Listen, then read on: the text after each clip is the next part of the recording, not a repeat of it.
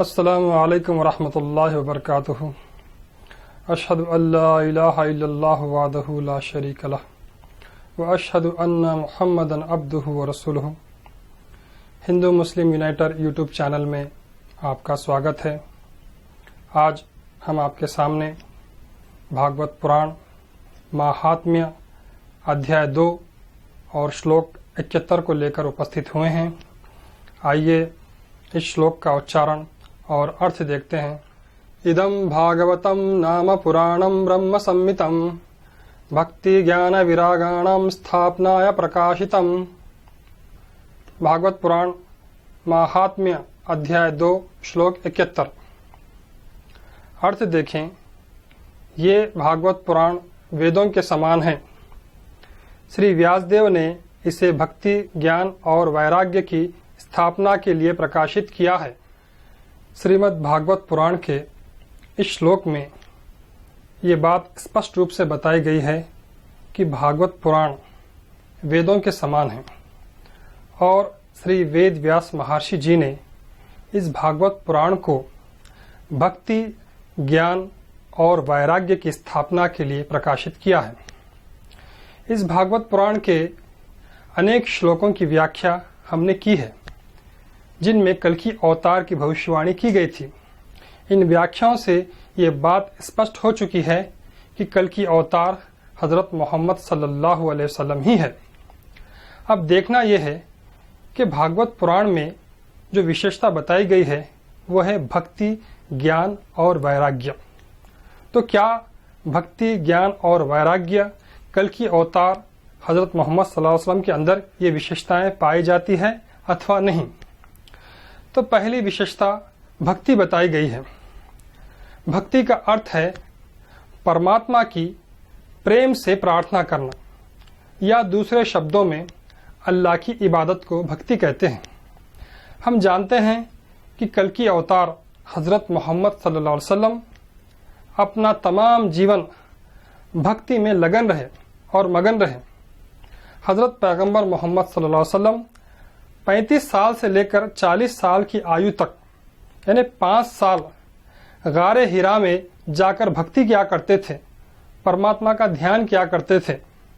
वो गारे हिरा जहाँ पर कोई भी व्यक्ति सीधा खड़ा नहीं हो सकता और जो बहुत हजारों फुट ऊंचाई पर है, वैसे गुफा में जाकर पैगंबर मोहम्मद सल्लल्लाहु अलैहि वसल्लम परमात्मा की भक्ति किया करते थे। और जब 40 साल की आयु हुई तो परमात्मा की ओर से फरिश्ते अर्थात जिब्राइल द्वारा पैगंबर मोहम्मद सल्लल्लाहु अलैहि वसल्लम को अवतारवाद की पदवी प्रदान की गई, अर्थात आपको अंतिम अवतार बनाया गया। अवतारवाद की पदवी मिलने के बाद पैगंबर मोहम्मद सल्लल्लाहु अलैहि वसल्लम की भक्ति और बढ़ गई। आप रोजाना 5 वक्त मस्जिद जाकर नमाज पढ़ा करते थे, रोजा रखते थे और रातों में तहज्जुद की नमाज पढ़ते थे और 2-2, 3-3 घंटे तक आप ठहर कर नमाज पढ़ते थे, जिसके कारण आपके पैरों में सूजन आ जाती थी, आपके पैर सूज जाते थे। एक समय आपकी धर्मपत्नी बीबी आयशा रज़ियल्लाहु ताला अन्हा ने कहा कि ऐ अल्लाह के रसूल, आप तो बहुत पुण्यवान हैं, फिर आप ऐसी कठोर भक्ति क्यों करते हैं और स्वयं को इतना कष्ट क्यों देते हैं? तो उस समय कल्कि अवतार हजरत मोहम्मद सल्लल्लाहु अलैहि वसल्लम ने उत्तर दिया कि ऐ आयशा, क्या मैं परमात्मा की भक्ति करके उसका शुक्रगुजार बंदा न बनूं? इस प्रकार ये 3 विशेषताएं जो बताई गई है, भक्ति ज्ञान और वैराग्य, इसकी व्याख्या तो बहुत बड़ी है, यहाँ पर हम संक्षिप्त में बता रहे हैं। इसके विस्तार के लिए आप पैगंबर मोहम्मद सल्लल्लाहु अलैहि वसल्लम के जीवन चरित्र पर पुस्तकों का अध्ययन कर सकते हैं। अब दूसरी विशेषता जो बताई गई है वो है ज्ञान। ज्ञान कहिए ज्ञान कहिए एक ही बात है। तो ज्ञान का अर्थ है इल्म इरफान, नॉलेज, मारिफत।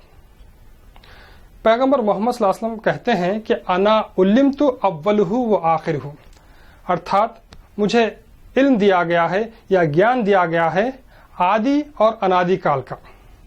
हम जानते हैं कि पैगंबर मोहम्मद सल्लल्लाहु अलैहि वसल्लम आदि काल के अवतारों का, उनके ग्रंथों का, उनकी कौमों का दुनिया को ज्ञान दिया है और अनादिकाल अर्थात अंत तक होने वाले घटनाओं की भविष्यवाणी भी पैगंबर मोहम्मद सल्लल्लाहु अलैहि वसल्लम ने ज्ञान के तौर पर दुनिया को दिया है, जो आज पूरी हो रही है। और पैगंबर मोहम्मद सल्लल्लाहु अलैहि वसल्लम कहते हैं कि अना मदीनतुल इल्म, अर्थात मैं इल्म का शहर हूँ। इस प्रकार परमात्मा ने पैगंबर मोहम्मद सल्लल्लाहु अलैहि वसल्लम को संपूर्ण ज्ञान प्रदान किया है। अब तीसरी विशेषता है वैराग्य। वैराग्य का अर्थ है जीवन मुक्त, यानी सांसारिक बंधनों से छुटकारा प्राप्त करना। फुकरा इस्लाम इस वैराग्य को फ़कीरी कहते हैं, परंतु वैराग्य या फ़कीरी को बहुत कम लोग समझते हैं और बहुत सारे लोग वैराग्य प्राप्त करने की इच्छा से ब्रह्मचारी बन जाते हैं और वो जीवन भर शादी नहीं करते और संतान पैदा नहीं करते और घर बार को छोड़ देते हैं और वो समझते हैं कि हम ब्रह्मचारी या वैरागी बन गए हैं। ये लोगों की गलत धारणा है। ब्रह्मचारी का अर्थ होता है ब्रह्म के सिद्धांतों पर आचरण करना, न कि शादी ब्याह नहीं करना। क्या शिव जी ने शादी नहीं की थी? क्या राम जी ने शादी नहीं की थी? क्या कृष्ण जी ने शादी नहीं की थी? अगर इन लोगों की धारणा को मान लिया जाए, ऐसे लोगों के पद पर सारे लोग चलना शुरू कर दे और ब्रह्मचारी या देवदासी, फादर या नन बन जाए, तो ये दुनिया 50-60 साल में समाप्त हो जाएगी। परंतु ऐसा नहीं है। वैराग्य का अर्थ हरगिज ये नहीं है कि शादी न करे, संतान को पैदा न करे और घर बार सब छोड़कर जंगल में जाके बैठ जाए। ये नहीं है। वास्तव में वैराग्य का अर्थ होता है कि सांसारिक या दुनिया के मोह माया से खुद को बचाए रखें, दुनिया में रहते हुए दुनिया से अलग रहें, यानी दुनिया के सब बंधनों को रखते हुए भी फिर वो बंधनों से मुक्त रहे। जिस प्रकार एक कमल का फूल पानी में होता है लेकिन फूल के ऊपर एक बूंद पानी नहीं होता, जिस प्रकार कश्ती के नीचे पानी होता है तो कश्ती या नाव आराम से चलती है, लेकिन वही पानी जब कश्ती के अंदर दाखिल हो जाता है तो वो कश्ती डूब जाती है। इसी प्रकार ये सारे बंधनों को रखते हुए भी इंसान बेनियाज या उनसे मुक्त होना, यही वैराग्य है। इसीलिए बहुत सारे पुण्यवान लोग वो बीवी बच्चे रखते हैं, घर बार रहता है, खाते पीते हैं, परंतु वो इनकी मोह और माया में नहीं फंसते। इस बात को समझाने के लिए मैं एक उदाहरण देना चाहता हूँ। एक गांव में एक गुरु और एक शिष्य रहते। गांव के किनारे गुरु तपस्या भक्ति में लीन रहते और जो शिष्य है वो गांव में रहते अपने बीवी बच्चों के साथ। शिष्य हमेशा अपने गुरु के लिए भोजन ले जाया करते थे। एक दिन ऐसा हुआ, शिष्य को कुछ काम से शहर जाना था, तो उन्होंने अपनी पत्नी से कहा कि मेरे गुरुजी को आज दोपहर का भोजन तुम पहुंचा दो, मैं शाम में आ जाऊंगा। और देखो रास्ते में एक नदी मिलती और वहां पर कोई नाव नहीं रहती, तो किस तरह पार करोगे? तो पत्नी ने कहा आप ही बताइए किस तरह पार करूं। तो पति ने कहा कि उस नदी से यह कहना कि ऐ नदी, मैं ऐसे पति की पत्नी हूं जिन्होंने मुझे कभी हाथ नहीं लगाया। पत्नी ने कहा ये तो झूठ बात है, मैं कैसा कहूं, क्योंकि हमारे 6 बच्चे हैं। तो पति ने कहा ये झूठ नहीं है, तुम ऐसा ही कहो। पति चले गए। पत्नी जब भोजन लेकर जा रहे थे गुरुजी के पास, तो रास्ते में नदी आ गई। तो नदी से ये कहा कि ऐ नदी, मैं ऐसे पति की पत्नी हूं जिन्होंने मुझे कभी हाथ नहीं न लगाया। तो नदी रास्ता दे देती है, पानी हट जाता है, वो स्त्री वहां पर आगे पार हो जाती है। जब वहां पर गुरुजी भक्ति में लीन रहते हैं तो वहां पर वो स्त्री ठहरती है। जब गुरुजी आंख खोलते हैं तो देखा कि स्त्री है। तो आपने कहा कि बेटी क्या तुम भोजन लाई हो? तो स्त्री ने कहा जी गुरुजी। तो गुरुजी ने हाथ मुंह धोए और भोजन कर लिया और पानी पी लिया और कहा कि बेटा देखो, जाते वक्त नदी जब आएगी तो नदी से ये कहना कि ऐ नदी, मैं ऐसे पति की पत्नी हूं जिनके गुरु न कभी खाए न कभी पिए। तो स्त्री हैरान हो गई कि गुरुजी सामने खाए भी पिए भी। तो वो मन में सोचने लगी कि गुरु भी झूठे हैं और उनके चेले भी झूठे हैं, परंतु वो खामोश रह गई और नदी से आके कहने लगी ऐ नदी, मैं ऐसे पति की पत्नी हूं जिनके गुरु न कभी खाए न कभी पिए। नदी रास्ता दे दी। वो घर पहुंच गई और अपने पति का इंतजार करने लगी। जब शाम में पति आए तो पति से कहने लगी, क्या जी तुम भी झूठ बोले और तुम्हारे गुरुजी भी झूठ बोले, लेकिन ये नदी झूठों का साथ कैसा दे रही। तो उस समय उनके पति कहते हैं कि मैं तुमको इसका उत्तर कल दूंगा सुबह। तो वो लोग सो गए। जब सुबह हुई, पत्नी ने कहा कि जवाब दीजिए, मुझे उत्तर दीजिए। तो पति ने कहा, देखो एक कटोरे में, एक प्याले में दूध भर कर लाओ। दूध भर कर लाया गया। तो पति ने पत्नी से कहा कि जाओ, आज मेला लगा हुआ है, मेला घूम कर आओ और सावधान, एक बूंद दूध का जमीन पर नहीं गिरना चाहिए, वरना मैं तुम्हें छोड़ दूंगा। पत्नी हैरान हो गई, परंतु वो कटोरा लेकर वो मेले में चले गई और पूरा मेला घूमकर आने के बाद पति से कहने लगी कि देखिए जी, एक बूंद भी नीचे नहीं गिरा।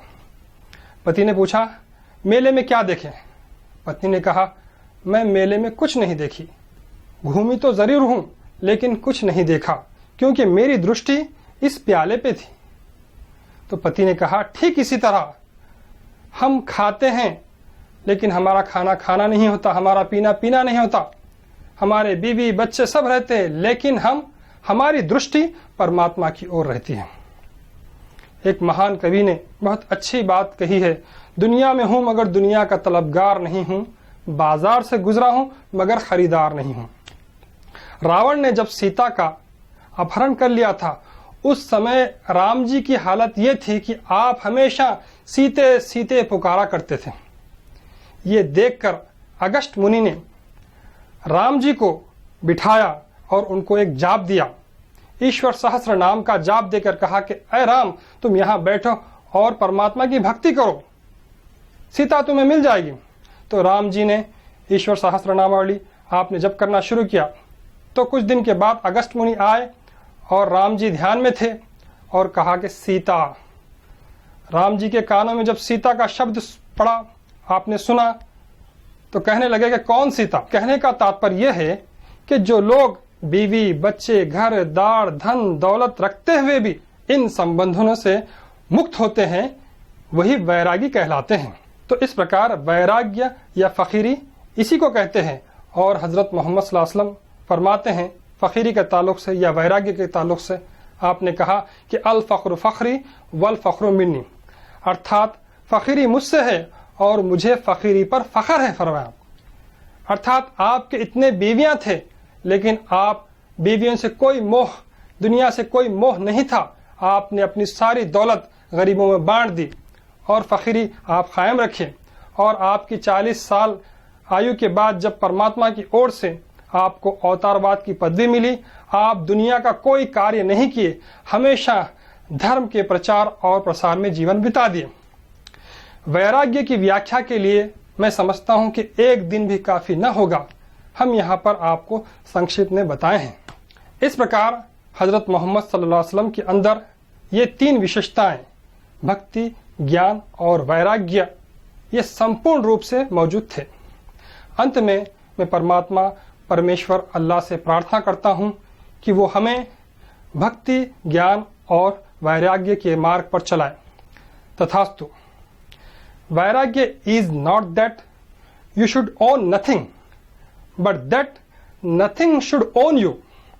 वीडियो देखने के लिए धन्यवाद। व आखिर दावाना अनिल हम्दुलिल्लाहि रब्बिल आलमीन।